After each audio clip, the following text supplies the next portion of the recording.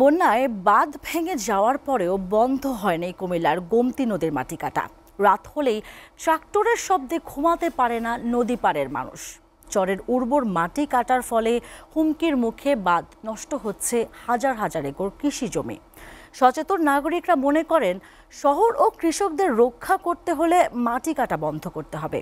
পানি উন্নয়ন বোর্ড ও জেলা প্রশাসন জানায় অভিযান চলমান, তবে মানুষকে আরও সচেতন হতে হবে। কুমিল্লা প্রতিনিধি রফিকুল ইসলামের প্রতিবেদন। গোমতী নদীর পাড় ঘেঁষে গড়ে উঠেছে কুমিল্লা শহর। শীতকালে নদীর পানি কমে গেলে হিংস্র হয়ে ওঠে মাটির খেকোরা। রাতের আধারে কেটে নেয় মাটি।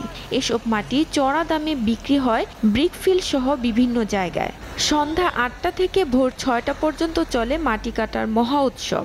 তদারকির অভাবে সরকার হারাচ্ছে রাজস্ব।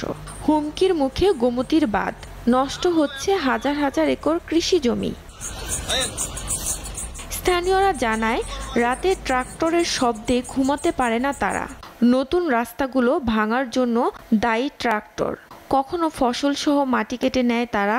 প্রভাবশালী বলে তাদের নাম উল্লেখ করতে ভয় পায় মানুষ। শাকসবজি গাছ বাইরে রয়েছে, এটি বেড়ে আত্ম দিয়ে কাটে লইছে গিয়া বা কোদাল দিয়ে কোবাই লইছে গিয়া।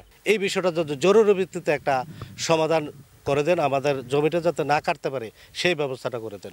বন্যায় জমা পলি মাটিতে ফসল ফলাতে চাইলেও ভূমিদস্যুদের তাণ্ডবে আবারও ক্ষতির সম্মুখীন হচ্ছে কৃষক, এমনটাই জানান সচেতন মহল।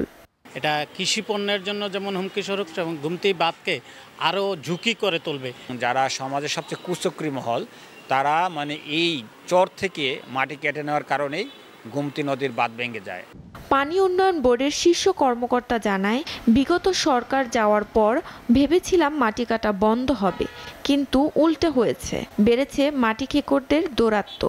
আমরা ভাবছিলাম যে হয়তো নতুন সরকার আসার পরে এই জিনিসটা কমে যাবে, কিন্তু আমরা যেটা দেখছি যে আসলে কমে না, বরং উল্টা কিছু কিছু ক্ষেত্রে বেড়ে গেছে। তাদের বিরুদ্ধে জেলা প্রশাসনের সাথে সমন্বয় করে অভিযান পরিচালনা করা হচ্ছে। মাটি পরিবহনের গাড়ি আটক করা হয়েছে। নজরদারি অব্যাহত থাকবে, জানালো জেলা প্রশাসন। জেলা প্রশাসনের বিজ্ঞ এক্সিকিউটিভ ম্যাজিস্ট্রেটগণ তারা আগেও মোবাইল কোর্ট পরিচালনা করেছেন এবং এখনও আমাদের মোবাইল কোর্ট পরিচালিত হচ্ছে এবং এই বিষয়ে আমরা আমাদের নজরদারি অব্যাহত আছে।